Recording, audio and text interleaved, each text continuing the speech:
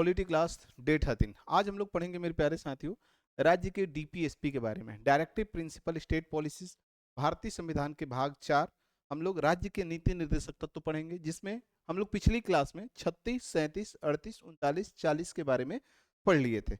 आगे आज हमारी पढ़ाई होगी आर्टिकल 41 से लेकर आर्टिकल 51 तक, जो कि हमारा पिछला क्लास में नहीं हो पाया था। तो आज हम लोग इसको कंप्लीट करेंगे। आर्टिकल 41 से लेकर आर्टिकल 51 तक किन किन बातों की चर्चा की गई है, क्योंकि डीपीएसपी 36 से लेकर 51 तक डीपीएसपी होता है, जिसके बारे में हम लोग पिछली क्लास में चर्चा किए थे। तो आते हैं हम लोग, सबसे पहला आर्टिकल 41। आर्टिकल 41 ये कहता है मेरे प्यारे साथियों, ठीक है, आर्टिकल 41 में इस बात का लिखा है कि राज्य बेकारी, बीमारी, बेकारी, बीमारी, ठीक है, वृद्धा, वृद्ध या विधवा अवस्था में लोक सहायता उपलब्ध कराएगा। लोक सहायता उपलब्ध कराएगा। इसका मतलब समझिएगा मेरे प्यारे साथियों, राज्य का ड्यूटी बनता है, राज्य का कर्तव्य बनता है कि बेकारी का मतलब अगर कोई व्यक्ति बेकार है तो उसको बेरोजगारी भत्ता देगा, ठीक है। अगर कोई व्यक्ति बीमार है तो उसके लिए आयुष्मान कार्ड जैसे मोदी जी ने बनवा दिया, ठीक है। वृद्ध है तो वृद्धा पेंशन दे देंगे, विधवा है तो विधवा पेंशन दे देंगे।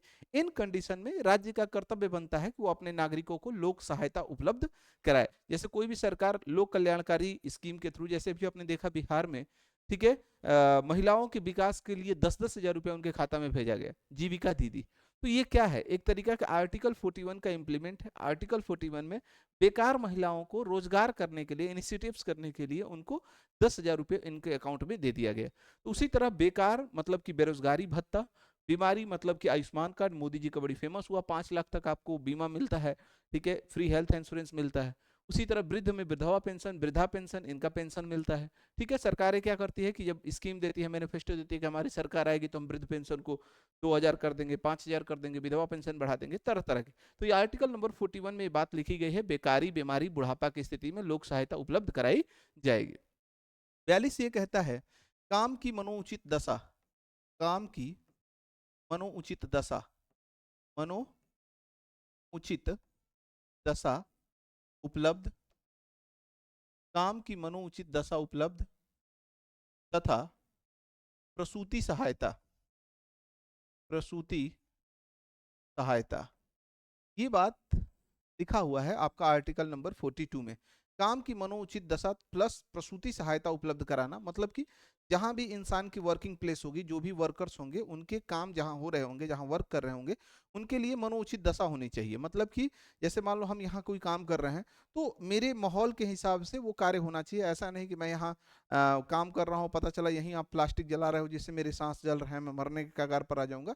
तो जहां भी वर्किंग प्लेस होगा, वर्कर्स के काम करने के हिसाब से उसको डेवलप करना चाहिए। प्लस प्रसूति सहायता का मतलब होता है जो महिलाएं होती हैं, अगर वो जॉब में होती हैं तो उनको डिलीवरी से पहले उनको छुट्टी देना, और डिलीवरी के बाद तक, यानी डिलीवरी से 3 महीना पहले और डिलीवरी के 3 महीना बाद तक छुट्टी मिलता है। 6 महीने का प्रसूति सहायता सरकार के द्वारा राज्य कर्मचारी के महिलाओं को दिया जाता है। प्लस उसके पति को भी 1 महीना का छुट्टी मिलता है, डिलीवरी से 15 दिन पहले और डिलीवरी से 15 दिन बाद। यानी काम की मनोउचित दशा, सरकार अगर चाहेगी तो ये सब सुविधाएं देगी, अदरवाइज नहीं देगी।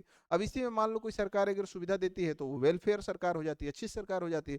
कोई सरकार 1 साल की छुट्टी दे तो जनता के लिए और बेटर हो जाएगा, ठीक है। तो यही चीज आपका आर्टिकल 42 में लिखा है कि जहां भी काम करने वाला प्लेस होगा, वर्किंग प्लेस होगा, वहां पर लोगों के मन के हिसाब से, मतलब कि लोगों के लिए उचित व्यवस्था होनी चाहिए।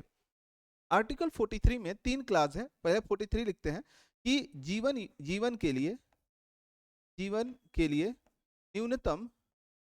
न्यूनतम निर्वाह योग्य मजदूरी, निर्वाह योग्य मजदूरी, ध्यान दीजिएगा मेरे प्यारे साथियों, कोई भी वर्कर अगर काम कर रहा है तो उसको मिनिमम इतनी पेमेंट मिलनी चाहिए ताकि वह अपना रोटी कपड़ा मकान को हैंडल कर पाए, यानी वो एक अच्छा मकान में रह पाए, यानी वो भरपेट खाना खा सके और अच्छा कपड़ा पहन सके। ये राज्य का कर्तव्य बनता है कि हर व्यक्ति को कम से कम इतना पेमेंट दिया जाना चाहिए। तो हमारे यहाँ मिनिमम एक रेट डिसाइड किया जाता है, जैसे नरेगा वाले हैं, मनरेगा वाले हैं, उनको मिनिमम एक वेजेस डिसाइड किया जाता है। ये किसमें लिखा है? आर्टिकल 43 में। ऐसा नहीं कि दिन भर काम करा है 50 को रुपया दे दिया, ऐसा नहीं कि दिन भर काम किए 2 रुपए देके भेज दिए। तो एक मिनिमम वेजेस जिससे वो अपना रोटी कपड़ा मकान को हैंडल कर पाए। इसी में आपको एक दो बातें और लिखी हैं, मैं आपको यही एडिशनल दिखा दे रहा हूँ। आर्टिकल 43 का क्लॉज ए है एंड आर्टिकल 43 का क्लास बी है। क्लास ए कहता है आर्टिकल 43 का कि जो भी वर्कर्स होंगे उनको वहां पर जो भी काम होगा उसमें उनकी उचित भागीदारी होनी चाहिए। यानी जो भी वर्कर्स होंगे उनकी उचित भागीदारी होनी चाहिए, श्रमिकों का उचित भागीदारी होनी चाहिए। तो यहाँ पर एक लाइन अगर मैं ऐड करूं कि जो श्रमिक होंगे, जो वर्कर्स होंगे, उनका श्रमिक श्रमिक का काम में श्रमिकों का काम में उचित भागीदारी होना चाहिए, उचित भागीदारी होना चाहिए, भागीदारी होना चाहिए। इसका मतलब क्या होगा? इसका मतलब ये होता है कि जैसे मान लो कहीं काम कर रहे हो आप, ठीक है, तो कम से कम वर्कर को एटलीस्ट ये पता होना चाहिए कि कल को क्या होने वाला है। मान लो कि कल को 6 बजे आपकी ओपनिंग होने वाली है इंडस्ट्री की और आपको पता ही नहीं चला और आपको एकाएक बुला दिया जाएगा, तो वर्कर्स को भी उसमें पार्टिसिपेशन होना चाहिए, यानी कामगारों की भी भागीदारी होनी चाहिए। ये बात किसमें लिखा है? आर्टिकल 43 में। एक तो न्यूनतम निर्वाह योग्य मजदूरी प्लस ये, और इसी में ये बात अगर पूछ दे कि किस संविधान संशोधन के जुड़ा था, तो 42वां संविधान संशोधन से जुड़ा गया था। 42वां संविधान संशोधन कब हुआ था? 1976 में हुआ था। और एक और आर्टिकल यहीं पर ऐड होगा 43 का क्लास बी, 43 का बी। हम बात करेंगे 43 के बी में होती है सहकारी सोसाइटी, कोऑपरेटिव सोसाइटी, सहकारी सोसाइटी की चर्चा की गई है। सहकारी सोसाइटी का गठन करेगा राज्य, ठीक है। और इसकी ये किस संविधान संशोधन से आया था? तो 97वां संविधान संशोधन। कब? 2011 में। कब? तो 2011 में। तो ये दो 43 के दो खंड आपको याद कर लेना है, एक 43 का ए और एक 43 का बी। 43 का ए ये कहता है कि जो कामगार होंगे उनकी उचित भागीदारी होनी चाहिए, 42वां संविधान संशोधन से आया था। और 43 का बी ये कहता है कि सहकारी सोसाइटी का गठन राज्य करेगा, किस संविधान संशोधन से आया था? तो 97वां। नेक्स्ट, जब हम बात करेंगे अगले की यानी 44 में, तो 44 में है यूसीसी। यूसीसी का मतलब होता है यूनिफॉर्म सिविल कोड, यानी समान सिविल संहिता। समान सिविल संहिता, समान सिविल संहिता बहुत फेमस है मेरे प्यारे साथियों, कई बार आ रखा है ये, ठीक है। यूसीसी किस आर्टिकल में है? नहीं, एक देश एक कानून होना चाहिए, देश के लिए एक न्याय होना चाहिए, किसी भी तरह का अलग अलग, जैसे हिंदू पर्सनल लॉ ना हो, मुस्लिम पर्सनल लॉ हो, ऐसा कुछ नहीं होना चाहिए।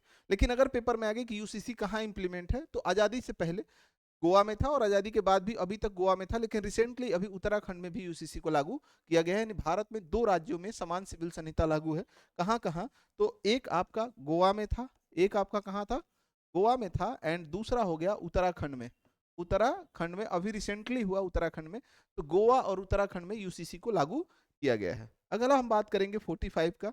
45 में ये कहता है, जैसे आपने यहाँ पर 2 बातें लिखी थी, एक तो था कि 0 से 6 साल के बच्चों को, 0 से 6 वर्ष के बच्चों को, बच्चों के स्वास्थ्य, स्वास्थ्य, ठीक है, उनकी पोषण, पोषण व शिक्षा, शिक्षा का विकास करेगा। जैसे मान लो आंगनबाड़ी है, वो किस में आएगा? 45 में आएगा।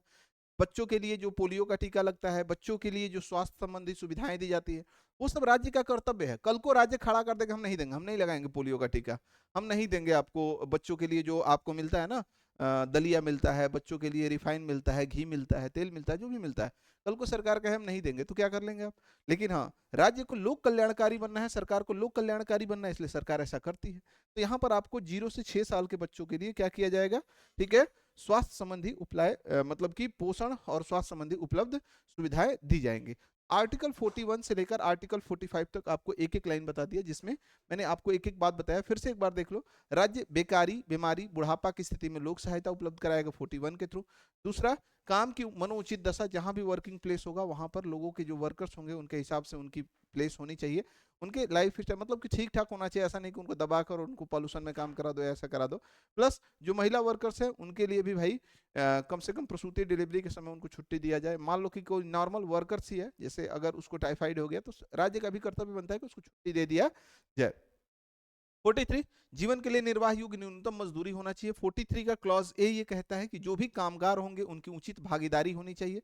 वर्कर्स का जहां भी जिम्मेदारी होगी वहां पर भी उनको थोड़ा मोड़ा पार्टिसिपेट करने का अधिकार दिया जाना चाहिए। एंड 43 का क्लास 2 ये कहता है सहकारी सोसाइटी दोनों का संशोधन याद कर लेना। 44 में यूसीसी की बात करते हैं, समान सिविल संहिता की बात करते हैं, जिसमें हम लोग बात करते हैं कि गोवा में और उत्तराखंड में ये लागू किया गया है। और 45 में ये बात करते हैं कि 0 से 6 वर्ष के बच्चों के लिए सारी सुविधाएं राज्य का कर्तव्य बनता है। प्लस यहीं पर लिखा था मेरे प्यारे साथियों 6 से 14 साल के बच्चों को निःशुल्क शिक्षा। ये पहले डीपीएसपी में होता था, पहले ये यहीं पर लिखा था कि 6 to 14 ईयर्स के जो ग्रुप के बच्चे हैं, 6 से 14 वर्ष के बच्चों को निःशुल्क शिक्षा, फ्री एजुकेशन, निःशुल्क शिक्षा, फ्री एजुकेशन, ये बात पहले यहां लिखी हुई थी। लेकिन बाद में 86वां संविधान संशोधन किया गया और उस संविधान संशोधन से इसे क्या कर दिया गया, हटा दिया गया और हटाकर रख दिया गया है कहां पर, तो 21 का क्लास ए। तो अभी के डेट में ये बात यहां पर नहीं है, आप लोगों को पता होगा, मैं पीछे भी पढ़ा चुका हूं। ठीक है, ये अभी के डेट में 86वां संविधान संशोधन 2002, ठीक है, इसके थ्रू इसको हटाकर कहां रखा गया है, 21 के क्लास ए में, और ये बन गया है फंडामेंटल राइट्स बन गया है। तो इस तरह से आज आपने 41 से लेकर 45 तक पढ़ा। कल की क्लास में आगे मैं डीपीएसपी को पूरा कंप्लीट करूंगा। ठीक है, चलिए भाई आगे मिलते हैं।